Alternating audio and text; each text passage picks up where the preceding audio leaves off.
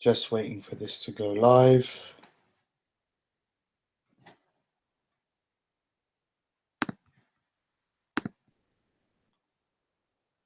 It's not live yet for some odd reason, but hopefully we'll get there.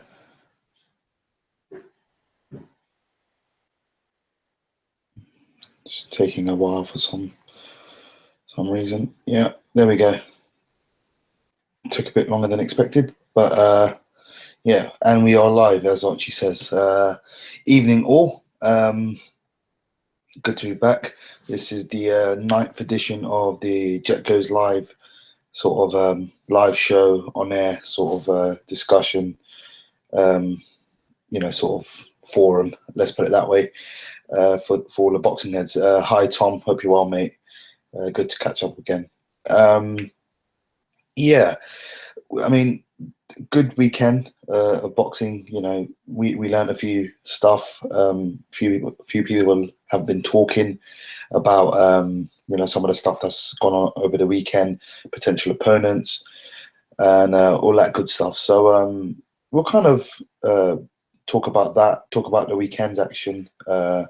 This coming weekend's action, and not much news again during the week. It's been a relatively quiet week in terms of the news, but if we can incorporate some, I'm sure some people in the live chat could chime in.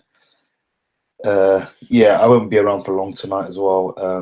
I don't think, because not many people tend to call in my on my streams. So yeah, if we get a caller, it'd be great. It'd be great. But if not, we'll just kind of smash through it, and hopefully you guys enjoy it. Few little house sort of in-house sort of stuff to discuss.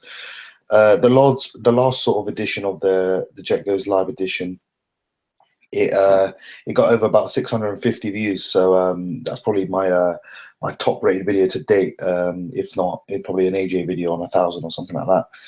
But or 800 or something like that. Him and Joseph Parker, I think I was talking about last time.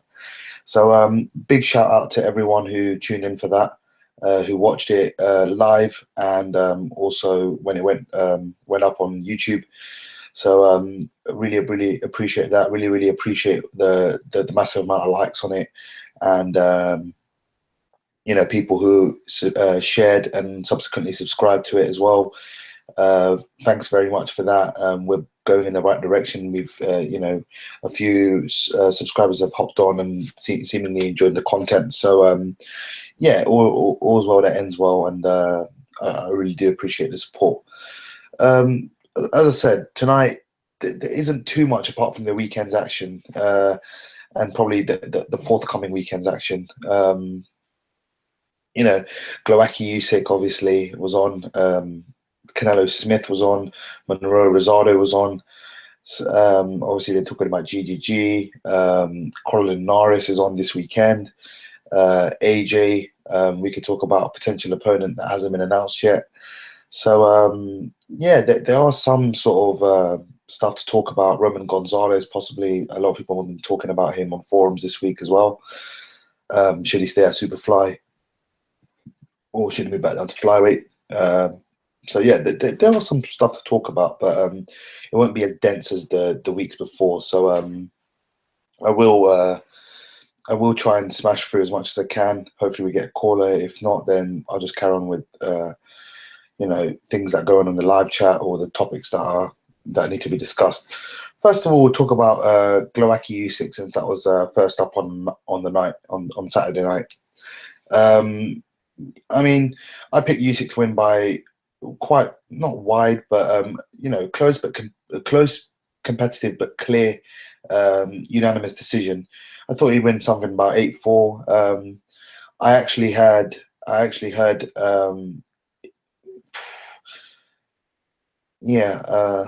before I go on to that, heard Puleva's not interested. Yeah, I've heard that, Tom, as well, mate. I've heard Povetkin's had cold feet as well.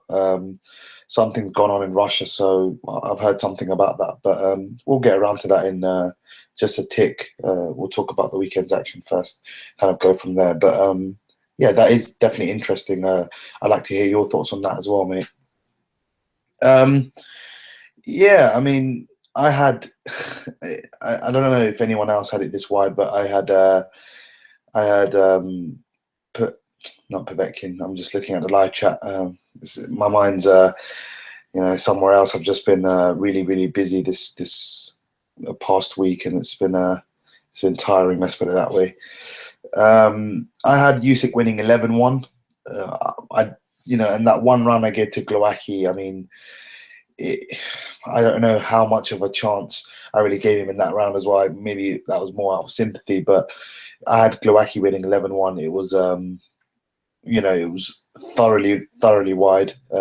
Evening, Harley. Hope you're well, mate. Yeah, it was embarrassing at times for Glowacki. He couldn't block a jab. He couldn't deal with the movement. He couldn't do, he just couldn't deal with anything Usyk was throwing his way, and Usyk the class above. I did say he's not a big puncher, but he's got enough puncher power to get your respect, and I think that was showed, in the fight. I don't think he buzzed Glowacki, and Glowacki's a very, very tough, durable sort of, operator.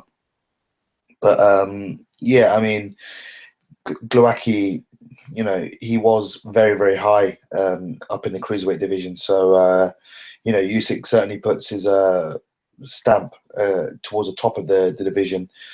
Tony Bellew was on commentary. Tony Bellew was talking about potential match against Usyk. That's a massacre, I think. That's a massacre for Tony Bellew. I just don't see that being competitive. Tony Bellew's got a fight against BJ Flores, which I expect him to win quite comfortably. So yeah, Denis Lebedev is also there. He holds 2 belts, WBA, IBF. I've heard some rumors that he's probably facing Murat Gassiev next, who is a very, very good fighter, massive banger.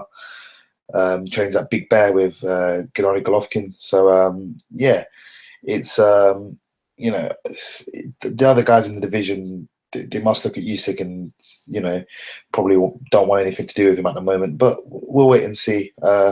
Obviously, Bellew might have Maurice Bridis next, who's supposed to be on his undercard, facing Simon Valili, I think his name is, Middlesbrough cruiserweight prospect, 8-0, I think his record is. So yeah, Bridis could be next. Grigory Zod could be next as well.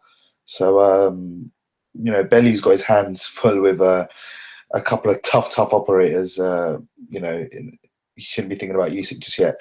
Heard some rumors that Usyk done well against Klitschko or something like that. He avoided him in sparring, or he beat him up in sparring or something like that. Even Damien, hope you're well, mate. So yeah, I wouldn't be surprised. I wouldn't be surprised at all if Usyk does a decent number on some of the heavyweight sort of guys at the top. He'd definitely be sort of top 15 with his skills. He's a bit shorter. I think he's 6'3", but his skills just take the cake. He's fast. Both hand speed, foot speed. He's got immaculate timing and accuracy. Judges distance well. He does get clipped a few times, but he hasn't shown anything like a bad chin or anything like that. So seems pretty decent. And yeah, my thoughts on Usyk are he's a fantastic sort of operator at where he's at. But heavyweight, that would be another discussion. I'd pick him against Mikey said, who would I pick against in a fight between Usyk and Parker? I think Usyk would win by decision. Parker's power's overrated for me. I would say he buzzed to Cam once or twice, but to Cam's a shorter heavyweight, quite shorter. He certainly does not have the skills. He certainly does not have the skills of Alexander Usyk. And yeah, I think Usyk will be. He's a formidable sort of opponent to face. Someone actually said on a forum, talking of David Haye, that David Haye versus Alexander Usyk at cruiserweight. Evening, Charlie. Hope you're well, mate. So someone said, yeah, Haye versus Usyk. that's a really tough one. I don't know. I really don't know who would win that fight. That's a fantasy matchup at best. Let's put it that way. David Hay in his prime at cruiserweight was a phenomenal athlete and a top boxer as well. He could box, he could move, he could punch, he could do everything at cruiserweight. Heavyweight, I think he's a bit short, but yeah, it was.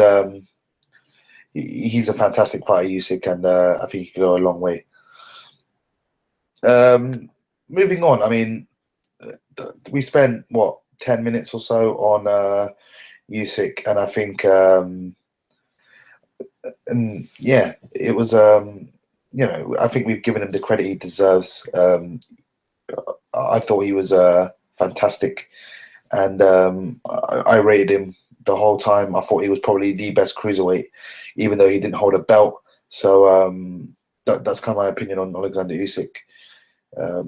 We'll just wait and see if the bigger fights can be made. So the other big fights. Gregor's Proxer was outrageous. I think GGG knocked him out senseless because he had it very close. I think he had 116, 114. I had it one round for Glowacki. So yeah, I think Lomachenko is slightly more skilled than Usyk. Maybe because he's smaller, but yeah, that's my kind of opinion on that. Harley, I am taking calls. If you're about, then yeah, just call me. My phone is right here, so I can take it on the phone. Unfortunately, no iPad, so it won't be as loud again. But yeah, I'm happy to take calls. If you want to call in, do please call in. Yeah, Canelo Smith, or we could talk about Monroe first, because he's been talked about as a potential opponent today and yesterday. The day's gone on. I mean, Monroe, Rosado, it's a tough one. Rosado is a high level loser. I don't want to say that, but he is a high level loser. Monroe is slightly better, but ultimately he will lose to the elite of the division. But against Canelo, I think he can make it very tricky, such as Erislandy Lara. Sorry, I think he can. I don't think he's as good as Lara, but he's certainly in the same ilk as Erislandy Lara, and he's very awkward, slippery. He doesn't really punch hard, but certainly he is a tough fighter to work out at times. So yeah, I mean, I wouldn't mind seeing Monroe again in terms of a top level opponent. See how he does. GGG probably a step too far for him. Canelo might be a good fight. They're talking about Canelo. Eddie Reynoso is his. Yeah, you guys are having a bit of banter with these terrible journeymen, Mikey and Charlie. But yeah, I mean, I for one think Billy Joe Saunders beats Monroe actually as well, but just better boxing IQ. I think he can punch a bit as well. Billy Joe Saunders, I think, accuracy and speed. He generates power from that. I picked Monroe versus Curtis Stevens, but that's a tough one. Yeah, it's I mean, Monroe's decent, but fundamentally at the top level against the top fighters, it's hard for him, I think. But Canelo, I think he can make it really tricky for at least over half the fight. I think he might get stopped later on in the fight. I just think he crumbles when the pressure comes his way. He's very I'm getting a call from Harley, so I'll just answer that now.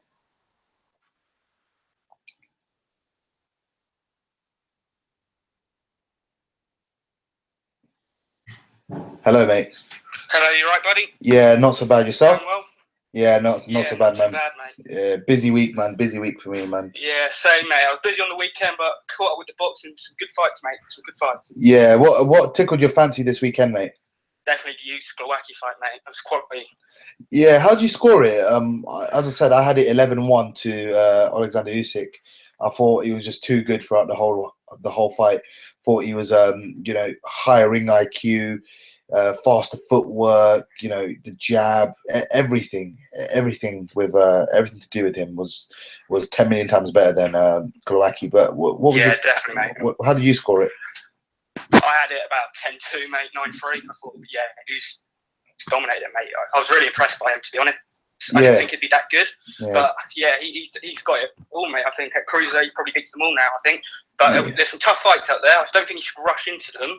Like the Breedist, Bellew, maybe give that and go into that. Possibly just have a few tune-up fights, but I think he beats Bellew anyway.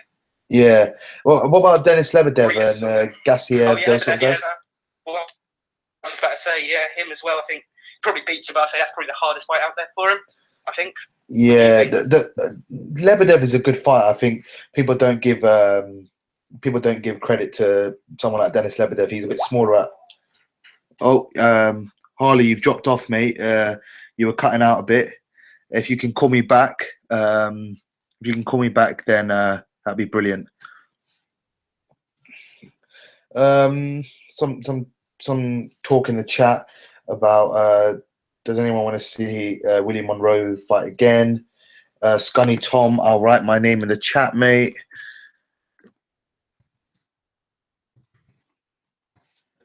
Just waiting for Harley if he can get a call back. If not, Scunny Tom, please do call in. Feel free. Get some good discussion going. Sorry. Lebedev versus Usyk for 2018. As I was saying, Lebedev I think is a fantastic fighter. I've always been high on Denis Lebedev.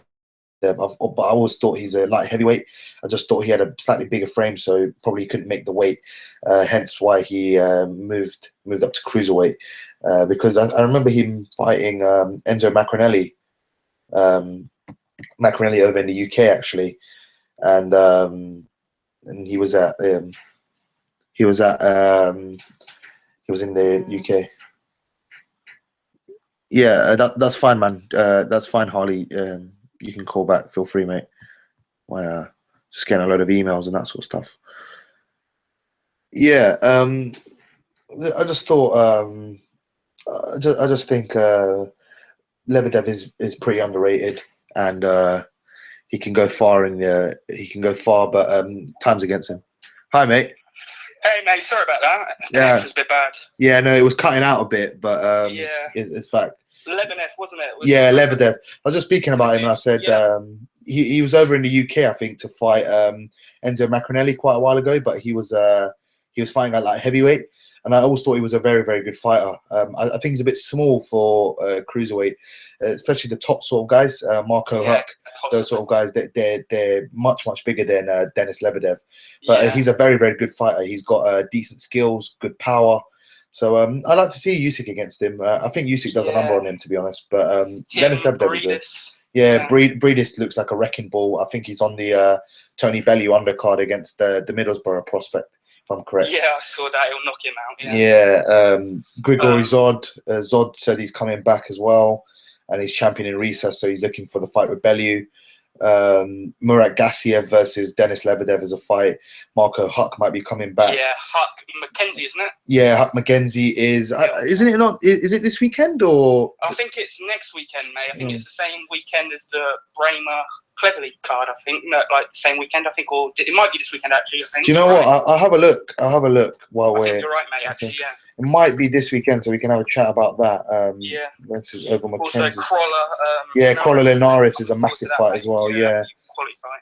Yeah, September 24th actually. Marco Huck. Oh, it is. Yeah. Yeah, who you got on that fight? How do you rate Oval as well? I know. I like Oval, but I think he's a bit too small, to be honest with you, mate. Yeah, I think he's a bit too small. I think to be honest, he's a natural super middleweight. I think, but because he's just so muscle bound, and that's probably no point of his own. Guys like him, they're just built well and they're built powerfully. And I think even though he'd be a small sort of middleweight, I think he'd probably be light heavyweight suited, and he's just moved up to cruiserweight since the options kind of dried up at light heavy and that sort of stuff. Yeah, definitely, mate, definitely. Yeah, as you were saying, we could talk about Crolla-Linares, Monroe. If you watched the Monroe fight, oh yeah, Monroe, yeah, he was good. I thought, Rosado, like you said, he's a good loser, isn't he? Yeah, Rosado is a good fighter. Don't get me wrong; he's a high-level journeyman, but he gets into fights because of his mouth rather than his actual skills. And he showed a lot of heart in the GGG fight, so you can't knock the guy. Loads of people would just crumble. He showed a lot of heart in that fight, and other fights like David Lemieux, I think he completely whacked his eye out of place. David Lemieux. So Rosado is a good fighter, but fundamentally he will lose against the top guys. Yeah. Monroe is probably just a step further than Rosado for me. He's got very, very good skills, but he's his heart and his discipline and his just his passion, I think, is a bit withering. He doesn't really definitely, mate, definitely. Yeah, he doesn't really put 110% into it. Once he gets hit, he doesn't really like it, and he kind of tries to weather the storm, but he can't do it because he doesn't have a big heart.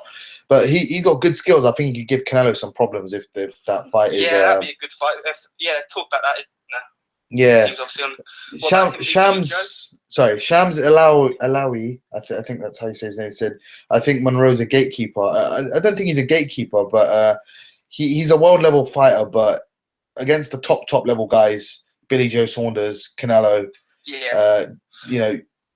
those sort of guys, GGG, he'll lose to them. He's, maybe the other guys like Curtis Stevens, those sort of guys. He's like a top 10, isn't he? Yeah, he's a top 10, top 15.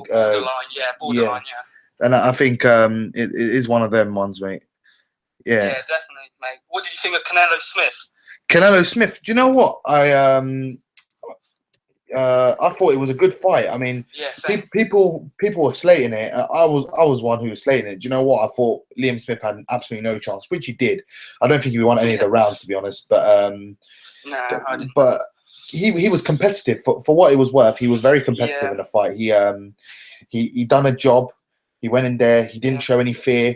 Very durable, mate. I think that shot from Canelo was a killer. I think it'd take any of them 154 fighters out. Yeah, that was a brutal body shot. I mean, some of the body shots he was some of the body shots he was throwing were brutal, mate. I'll be honest, it was absolutely brutal. And he said he hurt his hand in the second round, I think. For what it was worth, he definitely showed a decent. Yeah, he did. Liam Smith done well, and Canelo didn't do bad at all. Even though people were saying Liam Smith's a nobody and that sort of stuff.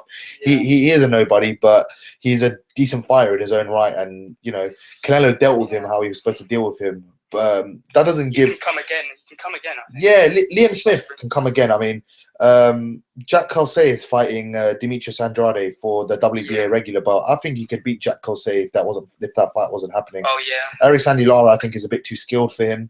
The bigger Charlo, he's fighting J-Rock in a mandatory, which is supposed to be soon.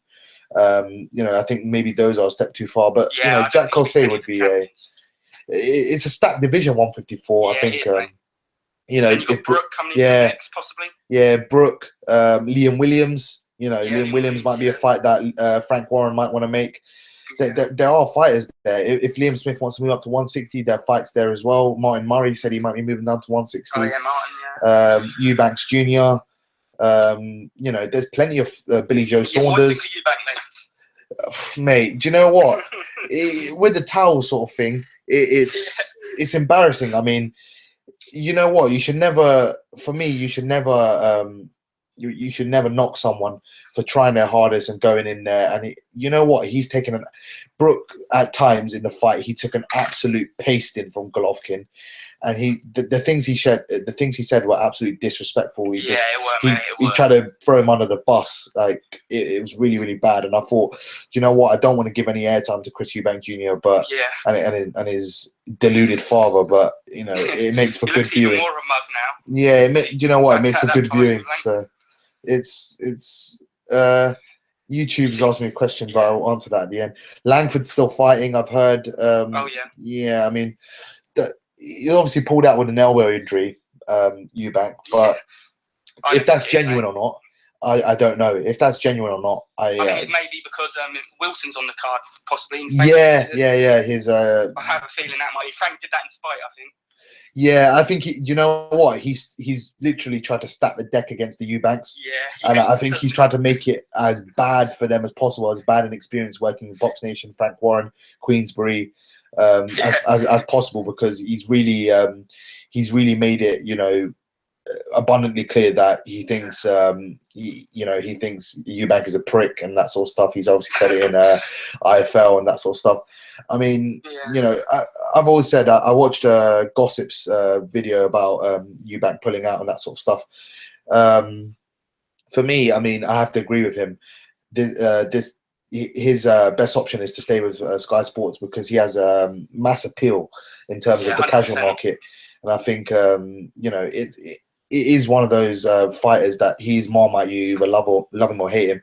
I know loads of people love his style.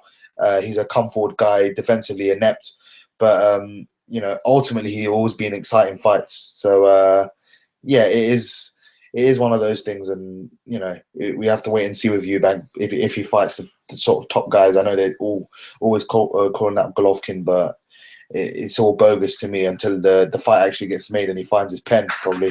So I think Frank's a bit silly he gives them criticism, but why would you win the purse bid for it if you don't trust him or whatever? Yeah. Do you know what it is? I agree with that as well. I agree with that sentiment, but I always think as well, like Frank is just, I don't know. It's just weird with him. I just think he's, well, as I said in previous shows and on the podcast and that sort of stuff. I know you guys all tune in and whatnot. I've always said Frank is just a bit bitter, and I think he's just doing this to get back at people that he doesn't like. Obviously, Eddie Hearn, Eubanks Senior. You know, those sort of guys that have probably messed him about and that sort of stuff. But I mean, it's a tough one, man. It really is. Eubank Jr. is a decent fighter in his own right. He obviously won an interim world title, didn't he, against Dmitry Chudnov?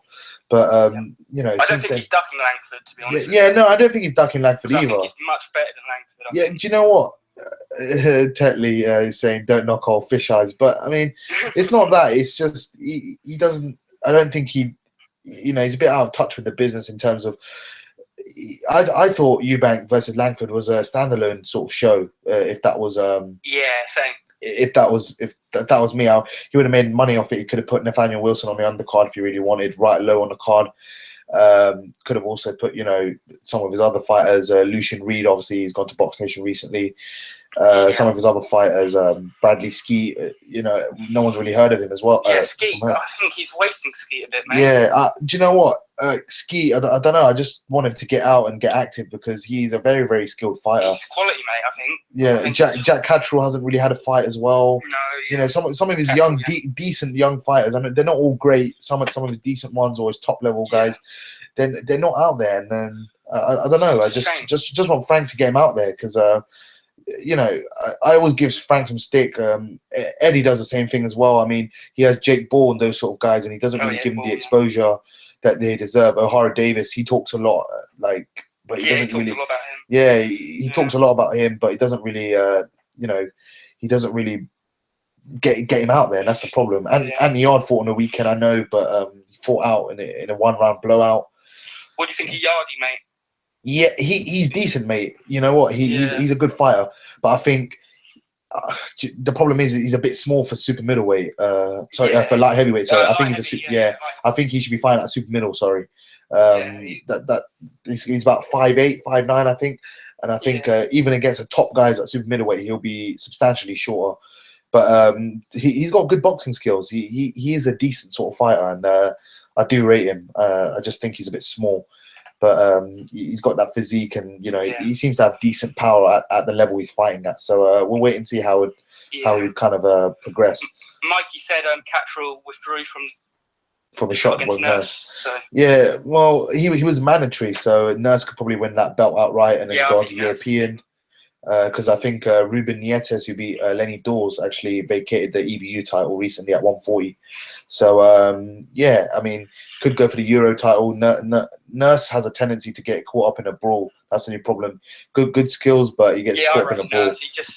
He just gets into too many scraps. Like at Coyle, he was beating him out, boxing him, but he got into a war with him. It's like Monroe as well. Monroe does that as well. I mean, he was doing all right when he came inside against Golovkin, but he does it a lot. You know, they don't. These sort of skilled fighters don't need to kind of brawl. They've got good skills. They need to just stay on the outside and box. So that's kind of my take on that. I mean. Yeah. What are your thoughts on Jorge Linares versus Crolla before we go off? Fancy Crolla, mate, but I think it's a 50-50 again. It's a good fight. So who do you fancy? Cut out a bit. Crolla. You fancy Crolla? Oh, okay. Yeah. It's tough though. Yeah, I mean, you know what? This is a very, very good fight for the lightweight division. Very good exhibition for the lightweight division. Obviously, we had Richard Comey versus Robert Easter last weekend. Easter won, but I think Comey could have won that. That was a very close fight. You know, could have gone either way, and it was a good exhibition for the lightweight division. You know, Crolla, I've bet against him so many times. Well, I've said, Darlis Perez, I thought he was going to win both fights anyway because I didn't rate Perez. But I did think he could beat Barroso. Yeah, Barroso, I just thought he would do it how he did. Yeah, Barroso, I just thought would have too much. I'll be honest. I just thought he was going to stop him, similar to how he stopped Mitchell. But yeah, it was definitely one of those things. And this, I can't make my mind up for it at the moment. Do you know what I mean? It's a tough one. It really hasn't been active, has he? He's been out for a year with a hand injury as well. And his second to last fight was against Kevin Mitchell, was a war, and then he fought Ivan Kano, who's pretty much a journeyman. So you know, he hasn't really. So has he still got it? Do you feel? Yeah. Do you know what? It's a tough one because he's got undoubted skills. He's a freeweight world champion, I'm sure. Featherweight, super featherweight, lightweight, but you know, all the momentum is with Crolla at the moment. I'll be honest. All the momentum is with Crolla, and the momentum in boxing is very, very key. I'll be honest. You know, as well, isn't it? Yeah, it seems to have. That's a fortress, isn't it, at the moment? Yeah, mate. Do you know what? He's not a Sky Sports pay-per-view fighter, but you know, the crowds he generates in Manchester. Oh, the atmosphere is buzzing. If I lived any closer towards Manchester, I would definitally go up there. Man, you tweeting about him and stuff like that. He's getting some good press and some good coverage. So I see him on Sky Sports with Wayne Rooney. Sorry. He could potentially be pay-per-view, I think. Yeah, well, you know what? He's not someone who gives it large and that sort of stuff. But in terms of just pure spectacle, if he keeps on winning and doing his thing, Terry Flanagan, if they can get Flanagan, that'll be a pay-per-view fight. Like, it doesn't matter what people say. Zlati Cannon could be there as well. You know, he's obviously got the full WBC belt. Easter's got the IBF. You know, he's there. This for the ring title as well. So So I think Flanagan v Crolla is probably the pay-per-view fight for him. Yeah, I think they'll sell that. Him and Frank will probably sell that as a pay-per-view sort of fight. But yeah, I mean, good luck to Crolla. I really wish him the best of luck. I probably won't make up my mind until the night of the fight. It'll be one of those ones. I think I'll know from round one who's going to win the fight. But it's going to be very, very tough. Isaac Lowe's also on the undercard as well. He's decent. He's facing John Ryder, isn't it? Sorry? John Ryder as well, isn't he? Yeah, John Ryder, but I'm not really interested in John Ryder. Cheers, Tetley. Hope you're well. Good to catch up. Yeah, John Ryder, I'm not really interested in. I was actually watching some of the Billy Joe Saunders fight versus John Ryder, but yeah, I'm not really too interested in him. Isaac Lowe's decent. He's facing Munyai, who faced Scott Quigg quite a while back. So yeah, it is. It's not the best undercard, but the main event, I'm sure, will certainly make up for it. Crolla doesn't seem to be in a dull fight. Let's put it that way. No, yeah, he's entertaining, mate. He's entertaining. Yeah, definitely, mate. Definitely. Listen, mate. Gonna crack on. So it's been good to catch up. Hope you can call in next week and speak to you soon, mate. Good stuff. Yeah, take care, mate. All right, bye. Thanks to Harley who called in. Good to have a decent chat. And yeah, I mean, let me know all your thoughts on Linares, Crolla, and all the sort of stuff we talked about. Canelo, Smith, Monroe, Golovkin. We haven't talked about AJ yet, but obviously Pulev is being mentioned. Those sort of guys are being mentioned. Don't know if that will happen, but yeah, we'll wait and see. Really, to be honest, I'm hoping it is someone decent. Parker's obviously said if they offer him the fight, he'll be up for it. So yeah, he's got a fight against Dimitrenko. So we'll wait and see on AJ. White wins that, mate. He wins against Lewis, and Lewison's okay, but he is an English sort of level fighter. White to win probably by I'd say either late TKO or decision.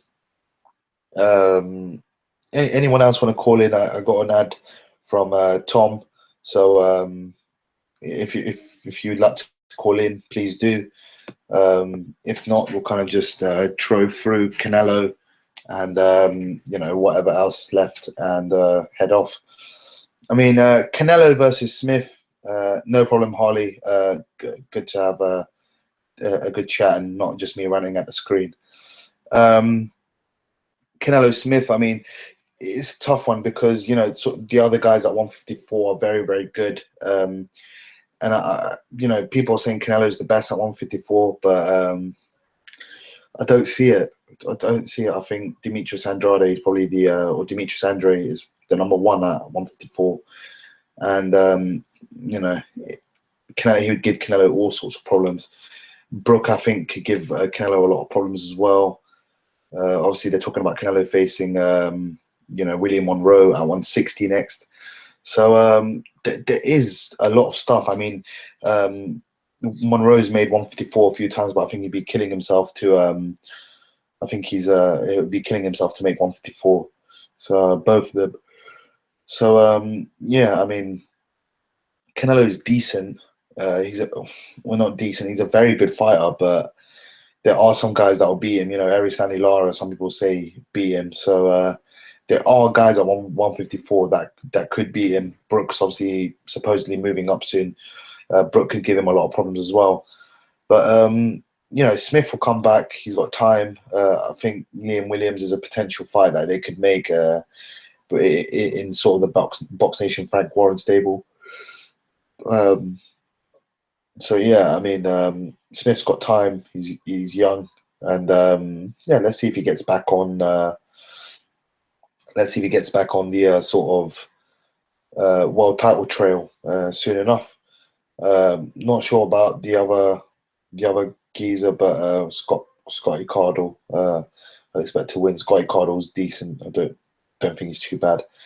He just needs to stop the over elaborate sort of tactics in his fights, I think. But yeah, obviously GGG and Canelo. Obviously, Canelo saying I've offered the fight to him a few times and that sort of stuff. Sorry, and his team obviously saying,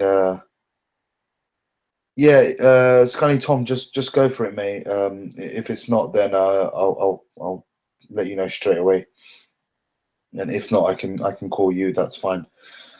I mean, obviously he's been going back and forward, GGG and Canelo, but yeah, I mean, it's a tough one. I don't know you don't know who's telling the truth and who's lying. So it's a tough one. It really, really is hard. Canelo is good. GGG is good, but is boxing politics going to get in the way of this fight? And I think, it's hard. It really is hard. I don't know. I don't know how. I don't know how he's gonna thing. I don't know how he's gonna fare.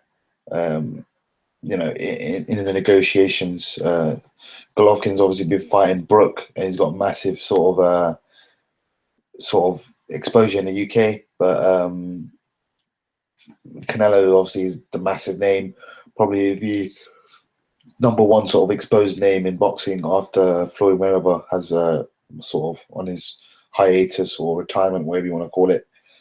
So yeah, Josh Taylor versus Dave Ryan. I haven't seen enough of Josh Taylor. I've seen a few bits and pieces of him, but Dave Ryan is a good fighter. I don't mind his style. Very fan friendly, and that will certainly be a good fight. Tom's calling in. Hello, mate. Good evening, Jack. Can you hear me? Yeah, I can hear you, mate. We're loud and clear. Good stuff, good stuff. How are you doing? Yeah, not so bad, mate. Yourself? Yeah, not too bad, mate. First time tuning in. Cheers, man. I really appreciate that. Helps the channel grow a lot as well, man, getting some new people on. Are you the Box Nation equivalent to Boxing Gossip's Sky platform? I'm too low rent, mate. I'm too low rent. Can't afford Gossip's sort of wage packet. So much lower rent with just loads of lights around and that sort of stuff. Yeah, good, mate. It's a good channel. Thank you, man. I really appreciate that. I do appreciate that. So, what's your thoughts on the sort of weekend's action? What tickles your fancy? What do you want to discuss? Well, I've just watched the Usyk fight. Okay. I'll be honest, I've not really seen much of Becky, so it was one of my first times watching cruiserweights other than Marco Huck, and I was well impressed. Okay, yeah. I mean, Usyk is a good fighter. I mean, he's a 2012 Olympian.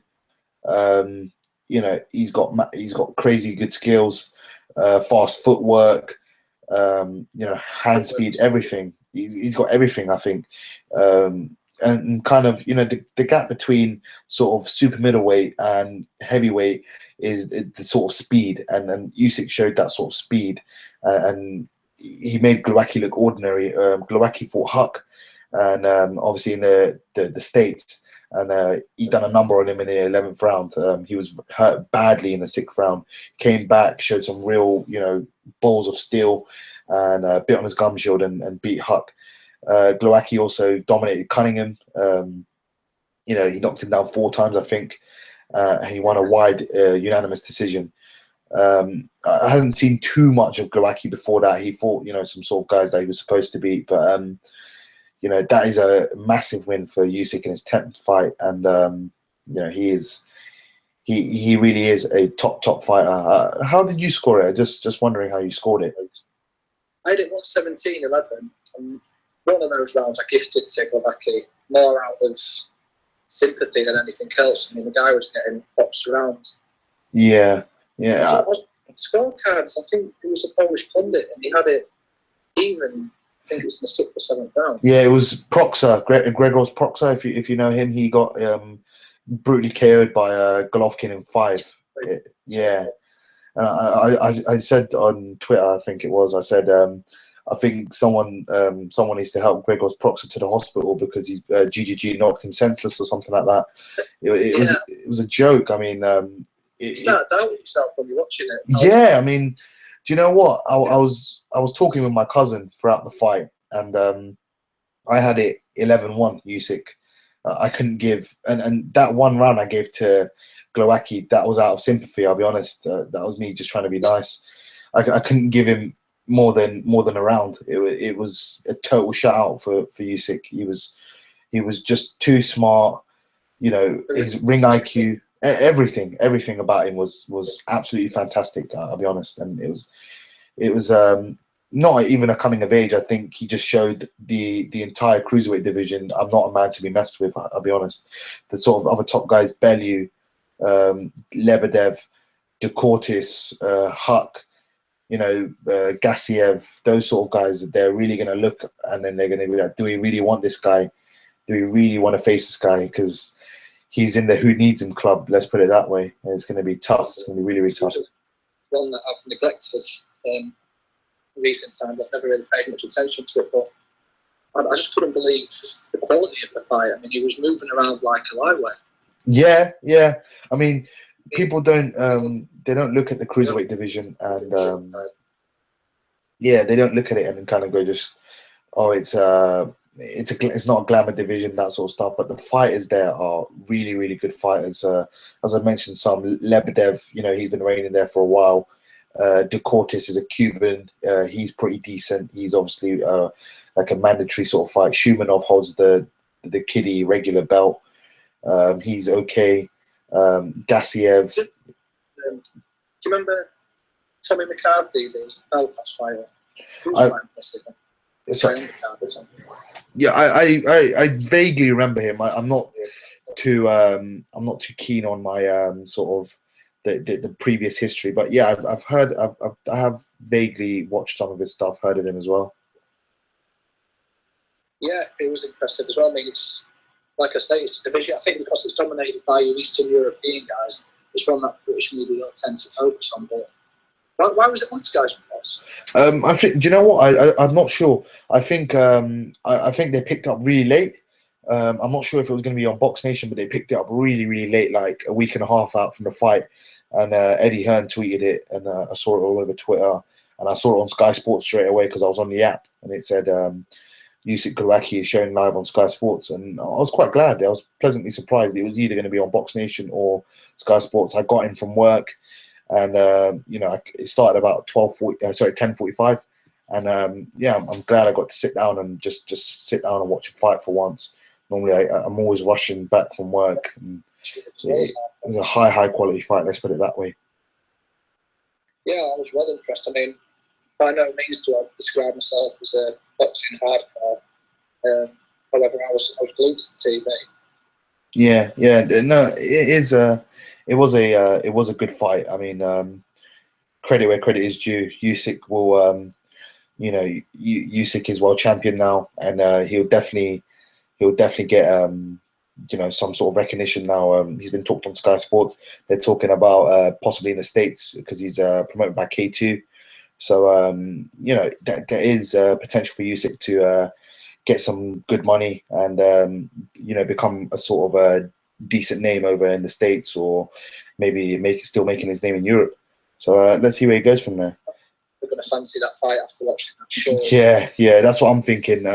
He might be best served moving up to heavyweight. So yeah, I mean, let's see where it goes with Usyk. He's still got plenty of time, and if he moves up to heavyweight, he could have I think he'd do well there against certain type of opposition. But maybe the top guys, the top 5, I think he'd struggle against them. But he's got the skills. Certainly, he's got fantastic skills. Let's put it that way. Yeah, great mate. I was well impressed. Do you know any figures on the Golovkin PPV sales? Do you know what? I haven't heard anything from the pay-per-view sales, so I don't know if they're keeping the cards close to their chest. But as soon as I know, I will make a video about it. And I mean, I wouldn't be surprised if it done over 500,000. Let's put it that way, because the event was such a spectacle. Everyone was tuning in to watch Golovkin. Every single person was tuning in to watch Golovkin. Like everywhere I went, even in sort of just my area and where I live in London. Everywhere I went, boxing fans, there was posters of Golovkin, adverts with Golovkin. People, and then obviously there was the Covent Garden sort of a workout and that sort of stuff. Everyone, there was a massive turnout for Gennady, and I think that really raised his profile over here in the UK, and I think they really want to see him against Billy Joe Saunders next. So that's a tough fight. I mean, Golovkin, if he fights the way he fought, I think he wouldn't fight that way against Billy Joe. But Billy Joe has the skills and ability to give him some trouble. Let's put it that way. And Billy Joe is a very, very good fighter in his own right. But first of all, he needs to worry about getting active first, because he's definitely not active enough to give Golovkin any trouble at the moment, eating all those pies and that sort of stuff. I know he's in training, but he's not going to beat Golovkin just by doing a couple of runs out in Spain, in Marbella. I think you've got to put it into perspective as well. Like looking across at America, and you've got world-class fighters like Terence Crawford struggling to sell 89,000 PPV buys. 500,000 is huge in today's market. Oh yeah, mate. Like They must look at it. Eddie Hearn must be licking his lips. I'll be honest. He's a very greedy, money motivated sort of guy.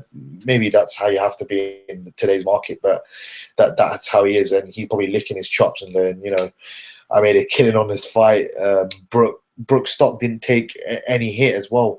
He lost, but he comes out of the fight a bigger winner. They're talking about Canelo as the next fight, Liam Smith. Lara, Andrade, someone was saying Willie Monroe. There's Errol Spence back down at welterweight, Amir Khan, Danny Garcia. There's massive fights for him in multiple weight divisions, and he certainly got skills. Let's put it that way. Brooke showed a lot of heart, love, courage, and he showed some decent skills in the fight. I mean, maybe Golovkin was ill and he didn't look well against him and that sort of stuff. Or, people can say Brooke was just fought out of his skin and Golovkin had no respect for his power. So, there are various things, but Brooke showed for sure he's got a good chin, and he's got a better chin at a higher weight. At 147, I think cutting that weight, I think it does, it really hurts your punch resistance. It really depletes you, and probably him fighting at 60%, 70%, as his team said, they're probably right. At 154, I think he'd be, much better suited, but it'd be a lot harder with the sort of champions out there.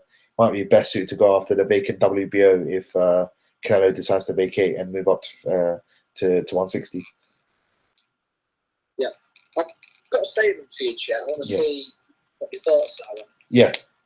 I personally don't think that Klitschko Fury will do more PPV sales than Golovkin. What are your thoughts on that? Yeah, I don't think it's going to do more than that. I'll be honest as well. It's on a smaller platform, hasn't been pushed like it was on Sky Sports, like it was the first time around. I think, especially since it wasn't anything to do with Sky. I think the first time it was more Tyson Fury actually got his shot. He earned it being mandatory. He got mandated by the two governing bodies, WBA, WBO, and he really, there was a lot of euphoria around the fight. Like, it's really going to happen. Tyson Fury has a legitimate chance to become world champion. He has skills. He, could he do the impossible? This time around, it just feels like it's being made out of contracts, and it's being forced upon everyone. And I think that takes away from the spectacle of the fight. And I think Brooke Golovkin will trump it in pay-per-view sales. I'll be honest, even though it is on pay-per-view, sort of they have the Box Nation pay-per-view. So if I'm correct, sorry. I don't think it does more than 400,000 buys. Yeah. I think you're spot on, mate. I think it does maybe 350, something like that. 350, 300, something around that. It's a tough one, but I don't think it does more than Brooke Golovkin. And certainly Brooke Golovkin had more stellar names on the undercard. I mean, this one has Terry Flanagan and Billy Joe Saunders. They'll tune in for maybe Billy Joe, but Terry Flanagan, I don't know. He's not fighting on it. He's not. Oh, he's not. Oh, that takes away from some of the sort of, I guess, undercard. Then there's it's yeah. I mean, that's not a fight to get excited about from the sort of casuals, is it? It doesn't really draw numbers. So I mean, you don't want to really see a fat guy face a very skilled nobody. Let's put it that way. Hughie Fury is very skilled, but he's never talked about. He's only talked about as Tyson Fury's cousin. Andy Ruiz is a fat pie man. Let's put it that way. That's just the honest truth. Regardless of whether he has fast hands, he's out of shape.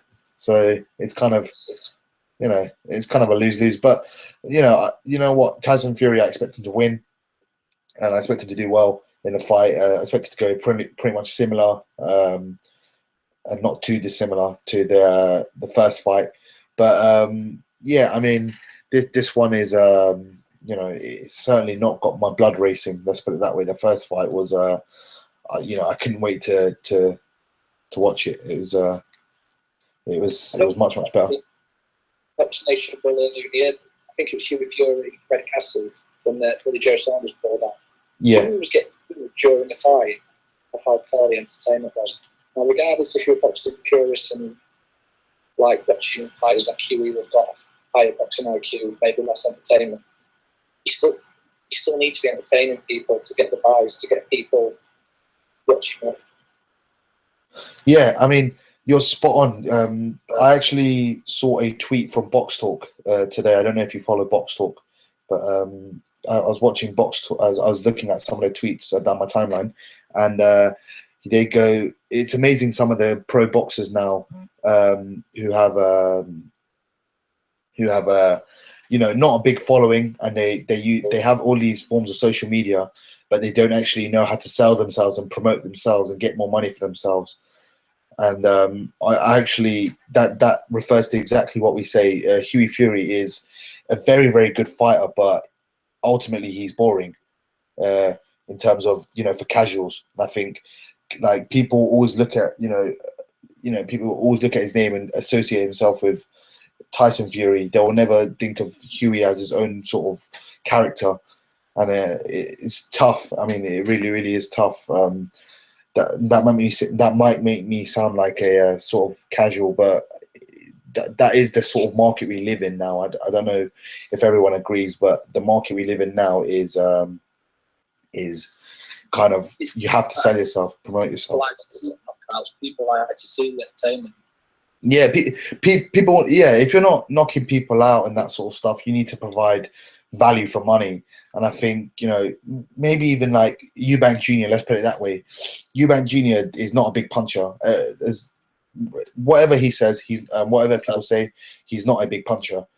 But for me, it's not that he's not a big puncher. He's an exciting fighter. He's always in a brawl. He's always getting, you know, his hands going, throwing 100 punches around, and that is ultimately the difference. And I think that's why people tune into someone like him, and he talks. People get invested in someone like a Eubanks Jr. Even a Billy Joe, they'll get invested in a Billy Joe because he talks smack on IFL TV interviews, and IFL's like pretty decent source on YouTube.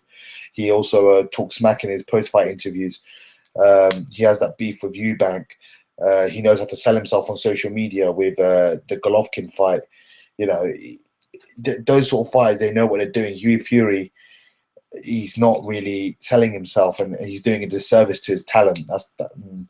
It is a bit unfortunate, but I think that's just kind of the market we live in. People, you have decent guys who talk and that sort of stuff, but then you have other guys who are not so good, and they just kind of, you know, fade into the sunset because, you know, they don't really know how to promote themselves. It's a very money motivated business, boxing. I don't think people understand that. It's very money orientated. Yeah. What are your thoughts on Saturday, Crolla-Linares? Do you know what? This is a tough one. I'm going to reserve judgment, and I'm going to sit on the fence until the first round of the fight, because this is such a tough fight. I'll be honest. It's really, really, really hard. Like, I don't know who to pick. Crolla's got all the momentum, and I know I always say momentum is key in boxing, but you know, it's a tough one, man. Like, because Linares has got the skills, but he hasn't fought in over a year, and I don't know. I really don't know. It's hard. It's really hard, man. Like, it's a tough one. What are your thoughts, mate? Well, yeah, I think you touched on it for me earlier. I think the big thing is momentum, and Crolla just looks like a wonderful brick wall at the minute. He's always in good shape. He seems to be able to execute a game plan perfectly. Yeah. He's Kevin Mitchell that he will get into a scrap here. He will get hurt. And I could just see Crolla having a bit too much win IQ, a bit too much about him. Yeah, I could see that. Do you know what I could see is Crolla being just more tactically astute. I think he could get the tactics right. I mean, Joe Gallagher's not a sort of genius in the corner. Don't get me wrong, but Crolla will go out there, and if it's a good game plan, he'll execute it. So yeah, that's kind of my thoughts on Crolla. I mean, he's good. He's improved a lot. Made for each other. I really am looking forward to it. Yeah, that's going to be a good fight. I mean, it is going to be a very, very good fight. I'm looking forward to it. I hope it lives up to the billing, and it's for the lineal title. Hopefully, hopefully Crolla can win it, and we can get something like a Terry Flanagan fight.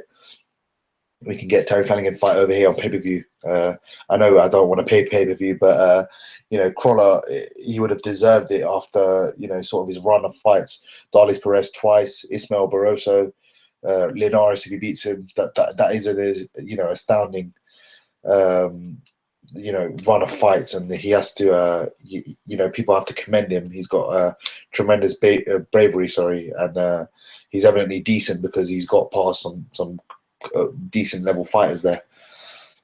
He reached his potential, hasn't he? Yeah, definitely, mate.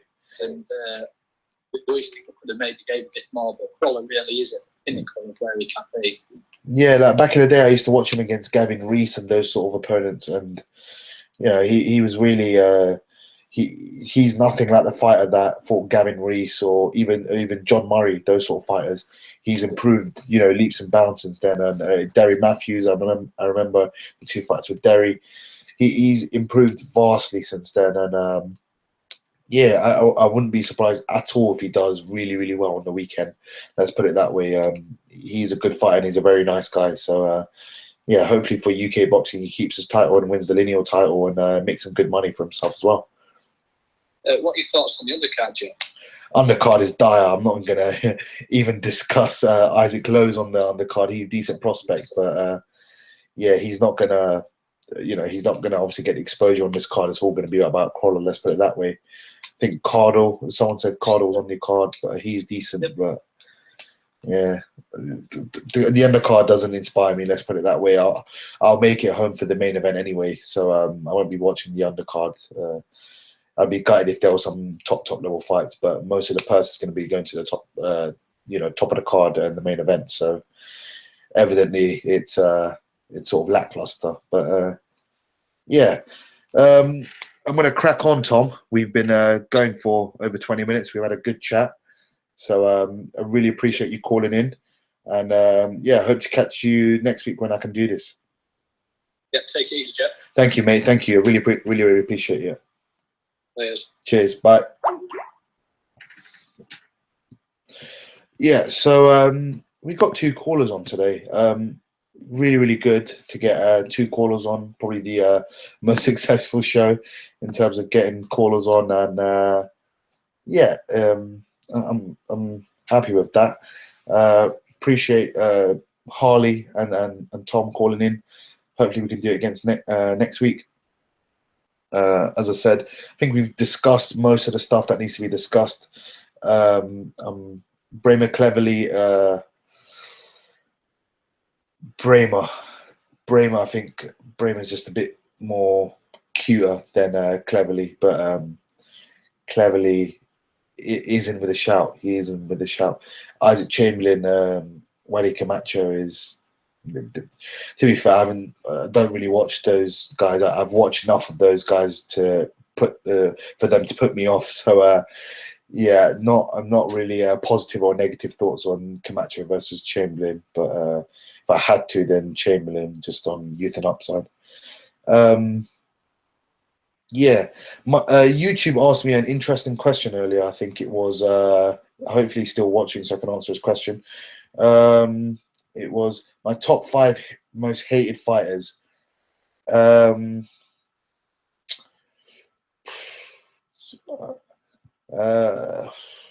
you know what? I don't really hate anyone. I'll be honest. I don't really hate any of the fighters. I understand why they do certain things at a certain time. Huck McKenzie, I'm going for Marco Huck. I think McKenzie's decent, but he's a bit too small at cruiser. But hope he does it and hope he upsets the odds again and lives up to the upsetter name. I mean, I don't really hate any of the fighters, so I don't really have any thoughts on hating fighters or anything like that. I just think people do what they need to do, and they the kind of thing. Cheers, Scunny Tom. Nice one. If you get a chance next week, call in or tune in, how you feel comfortable. But good to have you on, mate.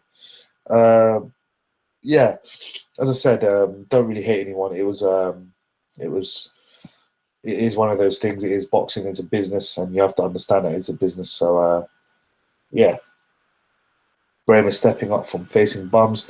Guess so. Yeah, he's faced Krasniqi and the Good Neck and those sort of stuff. Nurse could beat Scarpa, but Scarpa was pretty awkward when I saw him against John Wayne. So that's a tough fight. I'd fancy Scarpa in that fight at the moment, but I think Nurse can beat him. I think Nurse can do a number if he sticks to his boxing. Huck UD, yes. Cheers, guys. Harley, Damien, thank you very much. Really appreciate that and your kind words.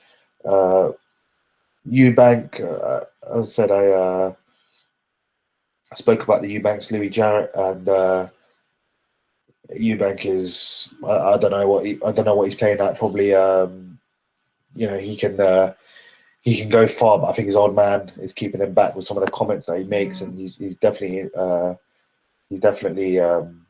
influencing him in the wrong way and probably telling him to say the wrong things. But Eubank, I think Eubank is decent at a certain level, but no, it's fine. If you tune in later, it will go up on YouTube, and you might be able to hear my thoughts. But it didn't mean it in that way, so apologies if it came out a bit ruder than usual. But yeah, Eubank is. I don't know. It's I don't know. It's just weird with the Eubanks. It's just constantly changing, and yeah, it doesn't make sense with what they're doing. I can't explain any more than that. I'd have to do a separate video, and hopefully I can hear your thoughts more on that as well. Nurse versus Provodnikov. I'll go with Siberian Rocky, just because I think Nurse will probably get into a scrap. Provodnikov probably by late KO or TKO. Nurse is good though. I know Mikey likes Nurse, so henceforth he's asking me about Tyrone Nurse probably every week. But Jarrell Miller versus AJ, but I think Jarrell Miller is very, very durable. Watched him against Mako Krokop in a sort of MMA fight and or kickboxing fight, and he looks very, very durable. But yeah, guys, gonna wrap it up there. Thank you very much for tuning in. If you were tuning in on during the show on the live chat, thanks for that. Thanks to everyone who called in. Hopefully we can do it again next week. Also, Canelo Brook. I'll talk about that in a separate video, Harley. Definitely. So yeah, it's thank you to everyone who called. Hopefully we can do it again next week. Yeah, it's getting better. We're getting more subscribers, more people tuning in. So please, hit that like button, subscribe and share. It helps. We're on the right track. We're growing. Tune into the podcast on Wednesdays. I'll be on there. Boxing Gossip, Irish Tom, Paul, Sherry. It's good fun on there as well. And yeah, take care, guys. Speak to you soon. Peace.